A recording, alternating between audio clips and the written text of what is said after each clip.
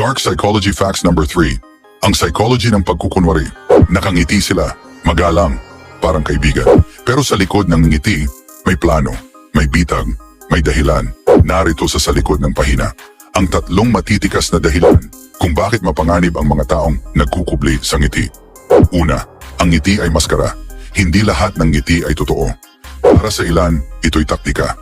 Ginagamit ang ngiti para linlangin ang paligid upang maipakita ang anyong maamo habang ang loob ay puno ng galit o inggit. Kapag ang isang tao ay laging nakangiti pero parang may malamig sa kilos o sa mata, madali itong baliwalain, pero ito ang klase ng signal na dapat mong basahin bago ka malunod sa panlilinlang. Pangalawa, mas mabisa ang panlilinlang kapag kahalo ang charm. Hindi sila kailangang sigawan ka o pagalitan. Mas pinipili nilang gumamit ng karisma, pambihirang kakayahang paikutin ang loob mo. Habang inaakala mong pinapahalagahan ka nila, unti-unti ka na palang ginagabayan sa direksyon na gusto nila.